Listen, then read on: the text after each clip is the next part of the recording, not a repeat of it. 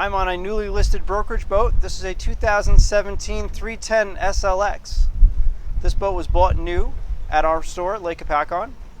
It has twin 300 horsepower Mercruiser engines. Control. You can drive the boat with literally 2 fingers. Simply turn of the fingers and the whole boat will spin on a dime.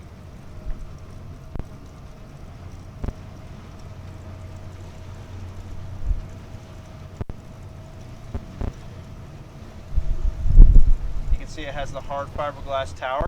There's also a sunshade that opens up top. Digital display. Lenco automatic trim tabs. Mercury vessel view.